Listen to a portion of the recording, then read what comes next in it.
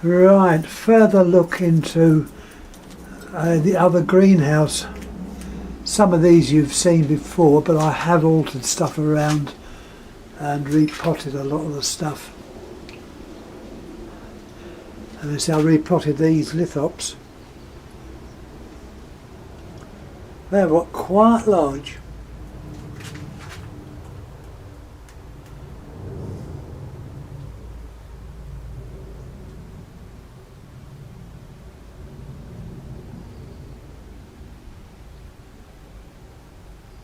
I'm hoping I'm pointing them in the right direction. You may have noticed I've got a lamp in here. As I said on the other video, I don't often get other failures of the juice, but occasionally, so the RCD can come out, and all the greenhouses here are powered from the one source. What I might have to do is run a separate cable in. Runs loads of things, you can see. Got my antique radio there, Omega. Unfortunately the tape section don't work, but it's okay to turn on if I'm down here listening. I'll show you the lamp itself. Turn the juice off. Once the juice is off, it comes alight, so it's rather handy if we do get a power cut. At least it gives me a chance to see round, because my night vision's not that good. Particularly I've got this blooming cataracts, which one day they might do if the NHS is still going. It hasn't been sold off, nationalised, or anything else they might do with it.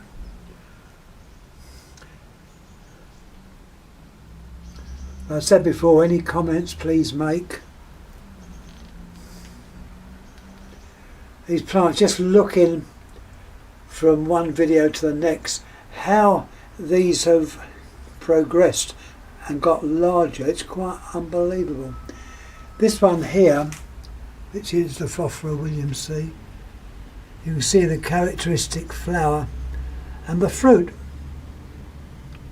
I said sometime before, the fruit self-sets. You don't have to have two different plants to set the fruit. It sets with viable seed which will readily grow. This is Strobiliformis. A lot of these names have changed, but Strobiliformis simply means like a fir cone. It's rather handy knowing the derivations of some of these plants. Didn't do me any good at school though. Even the master was a bit jealous. Said to him, it's a hobby. It's not my fault I find out what these things are. I'd rather do that than kick a bloody football about.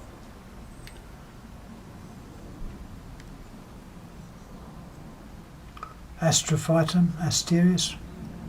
I have shown these before, but they have come on in leaps and bounds. I've also shown all these before, but look at the way they've grown. Xerosichius. Xero meaning dry. A xerophyte is a plant that grows in dry areas. Xerosichius simply means dry cucumber. It belongs to the cucumber family. They're Madagascan. Several species. The other one I've got is Xerosichius pererii. That's these ones here with the smaller leaf. My aim is to try and get them to bloom and get seed. Seed has been offered on eBay, but don't waste your money on it. It is non-viable. It didn't cost an arm and a leg, but it was up there, and I tried everything to germinate it, and it wasn't going to have it.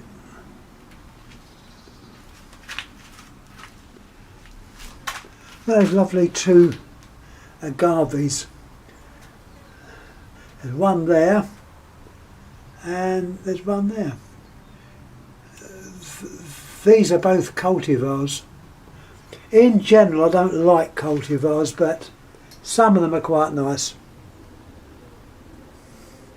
We've got another lithops.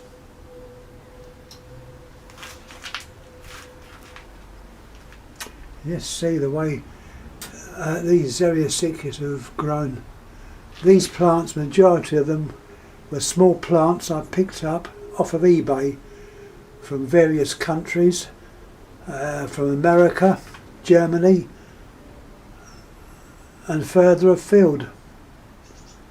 And one even came from a nursery that is in Spain, off of plants which were originally mine. When I lived in Wimbledon or near Wimbledon, or had I moved to North Cheam, I don't know, it might have been North Cheam, I had quite a large one of these, but I did away with it, and there was a nurseryman in this country at the time who I gave some cuttings to. Well, they've since gone to Spain, and a friend of mine visited them in Spain, and they managed to get a cutting, so I got my old plant back, and there it is there. It's that one with the large label. Label looks more like a tombstone. That was originally my plant.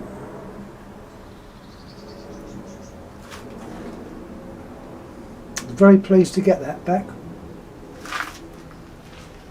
If you look back to the previous video I did of this little group of plants, you'll see how they've really come on. These are called caudiciforms. Let's move that out of the way. They're called caudiciforms because they have a caudex. The caudex is that large basal part. Normally that would be grown underground, but in this country you have to grow them above ground because our conditions are rather damp or moist. The plant at the back has done very well. I think it's Gerodanthus Caudastris africana. Get the name right. I think that's what it is. This one here, I did give a name last time, is a Pachypodium. Pachypodium namaquanum. The ghostman they call this.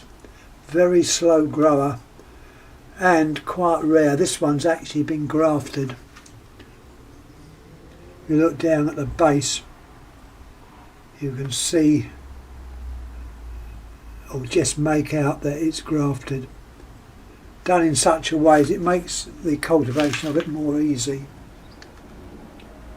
You've got a couple of other plants here which are growing very well. Let me put that back there. That's my my time switch, German one, but it's very good. In the winter, you know, I'm growing seedlings and that. Some of these are under lights which come on at a certain time. And this is my propagator. I picked this up many years ago from a good old boot sale, made by a gentleman I knew, Mr. Warwick. He was down in the Hastings area. I don't think he's with us still. It's a great pity. He used to make some lovely soil warming cables which work beautifully. This propagator I've modified a bit. It had like a cover over it which disintegrated, so I've made it into a bit different. You've got a heating cable. You can see it's controlled by a thermostat. I've stuck that little thermometer in there, which goes through a little rod that goes in and tests the air.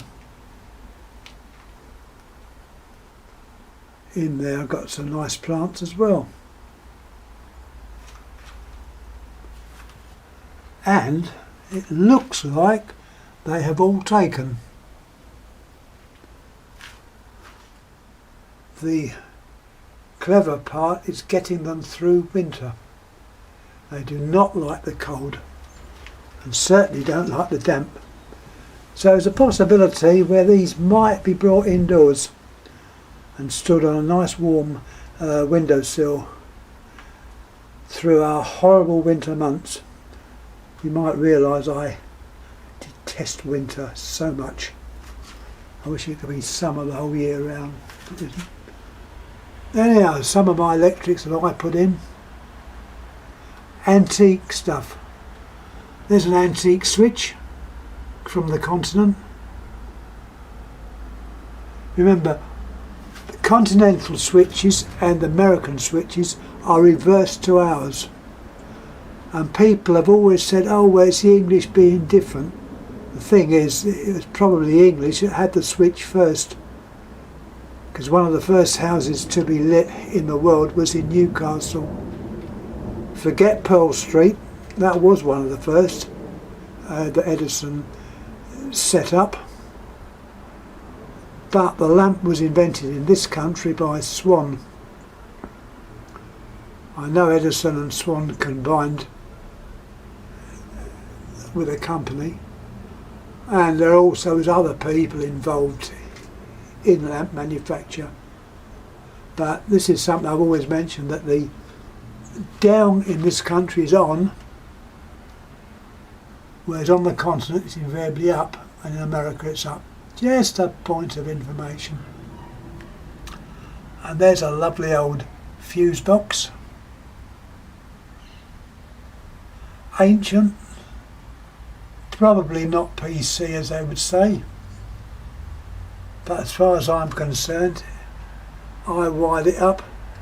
It's safe. It's got the continental type fuses that are screw in. A thermometer there, that's a very old one, German, made by Motor Meter. That came from a gentleman who passed away many years ago,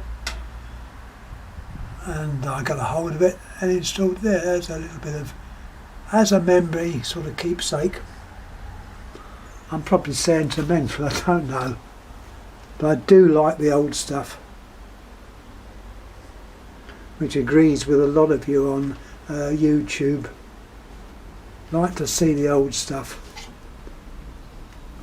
Well, let's turn round. As I say, I might have shown these previously, I probably have, but there seems to be quite a bit of interest in it.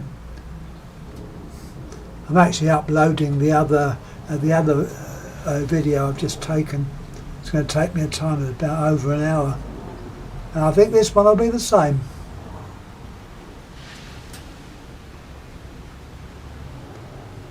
As I said then, there's a talk tonight at Banstead which is on lithops. It's by an expert from Kew Gardens, so it should be a good talk. Hope I'm not going too fast. It's hard to tell and judge. I could be waffling about things and be taking too long. I mentioned earlier that I've raised a lot of Heathii from seed, but all these seeds, the plants you see here, were, as far as I'm concerned, they were seedlings, were from seeds that I've grown up, and they in turn have produced seeds. As they're covered in seed pods, and they're probably viable.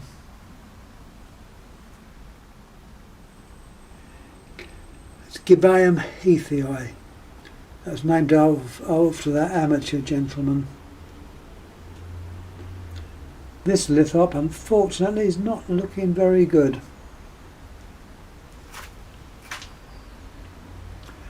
You'll notice on the label a C number, C168.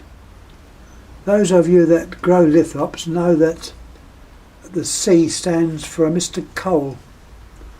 or Desmond Cole and his wife from South Africa, and he done a lot of work on searching out obscure species and writing a lot of papers on them. Done a lot of good, and a lot of seed was distributed through him. At the back, that one that looks purple, I'm hoping it's turning out all right. As I said before, my eyes are not very good. I'm waiting for a cataracts operation, so if it's not right, then I do apologise. The port, it's like a port wine colour. That's one of the cultivars. The name has slipped me, unfortunately.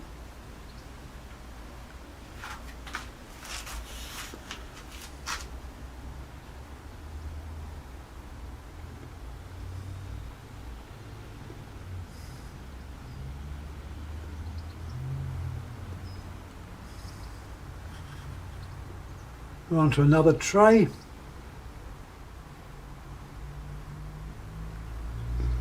I think this is going to be a long video as well.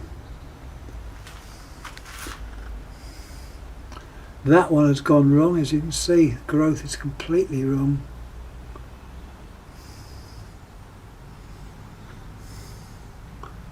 The one we're looking at now is called Optica rubra, the red one. I had several of these, but unfortunately not anymore.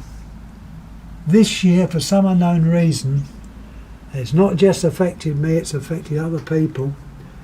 A bug came along and killed a lot of these plants, particularly lithops.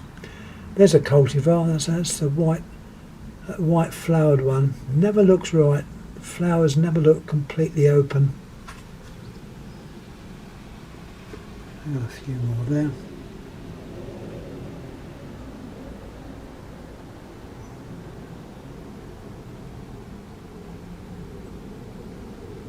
Oh, let's try. I don't know what we've seen and what we haven't seen. I know I've showed these earlier, but you can see they've greened up quite a bit. They're the Mitrophyllums or Conophyllum, and these plants are kept bone dry until about now, watered, and the leaves which are in here plump up and the plant starts to grow. The leaf will split open, forming like a bishop's mitre, hence the name Mitrophyllum or mitre plant. You can see the old leaves on some of these, which is in the shape of a mitre.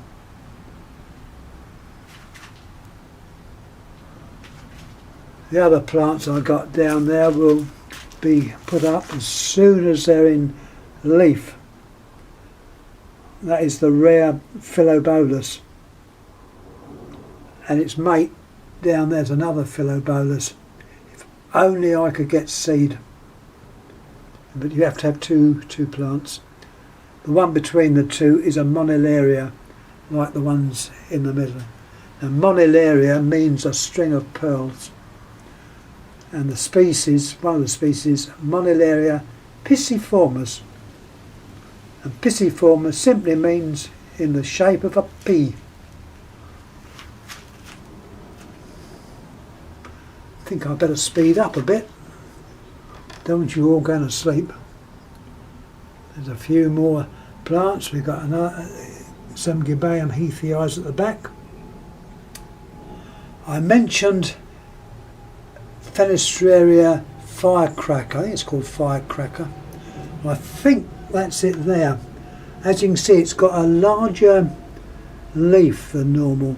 Remember, Fenestraria window-like, and on this one you can see the windows very distinct. Even more so on that one.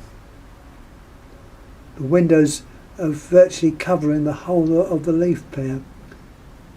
You've got another one there, green, which possibly has white flowers. One that's not looking too good. Another one's looking fine. of course your lithops. Coming across, you've got a mixed bag of stuff. One of my favourites is Pleistopilus Nelli, named after Gert Cornelius Nel of South Africa. He was one of the other botanists out there. Now that one's gone strange. It's produced 3 leaves. Next year it'll probably revert back to the normal 2. The cultivar of it is this one there, which is the red form. That is a cultivar. And one at the back there, another cultivar.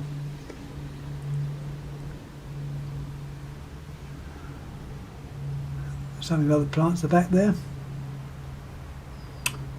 I think that one's plant's called a Cerulamis, from the name ceru, which simply means wax, earwax in other words, referring to the fact that the leaves have a waxy coating. Anything with the name ceru means wax. Like kerosene, which is the American name of paraffin, that simply means wax.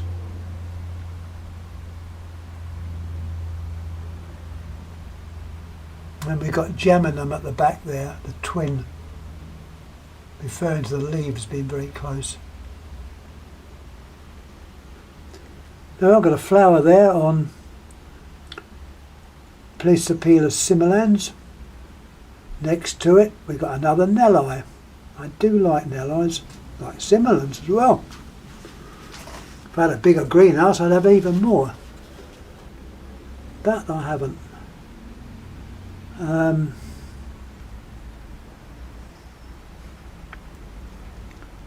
Other odds and ends. I think I better speed up a bit, hadn't I? I must show you that one.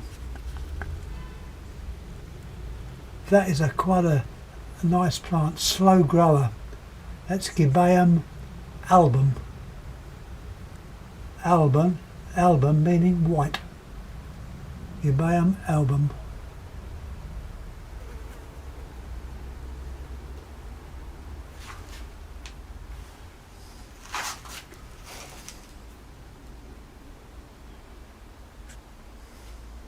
I know I have shown these before, but they have grown on a bit more. My group of Coreopsis peculiaris.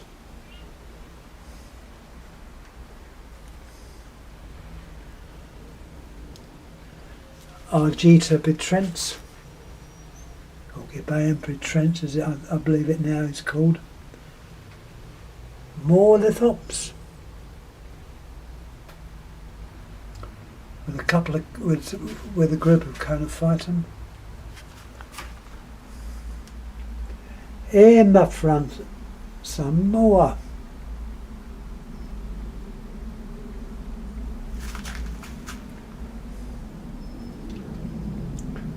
You'll almost be able to tell which ones are some of my favourites as we look at a load more Fenestrarius.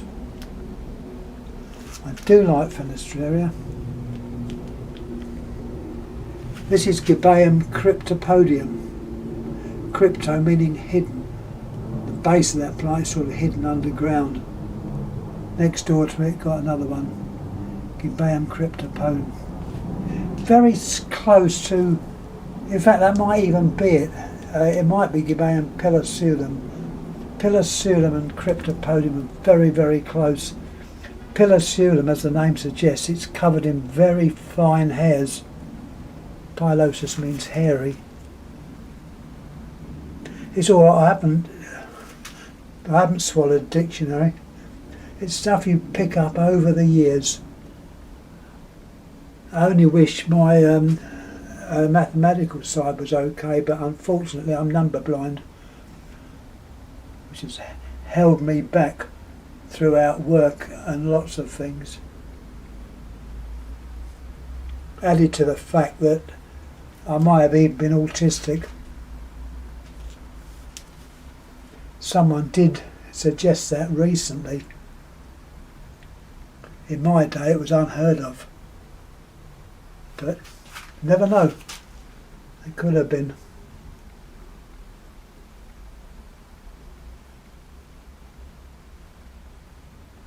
Anyhow, I'm going to knock it on the head now, and hope you've enjoyed. Please do the necessary. Please subscribe. Please pass comments. But just before we go, I will be doing one on various growing lights. And there's just a collection there.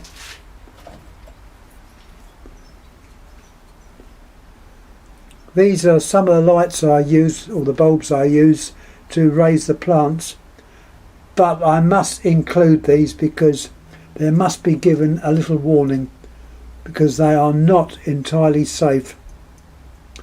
But using them carefully you'll be okay.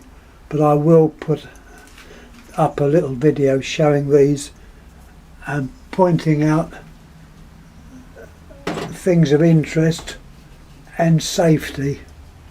Because if you look at some of the articles on YouTube about these lamps, LED lamps, and these, there is a warning about the fact that they can be dangerous. Anyhow, I'm going to knock it on the head now. I'm going to make myself a nice cup of tea, and I will thank you for watching. As I say before, please subscribe, please comment, and thank you for watching. I hope I haven't sent you all asleep. Thank you.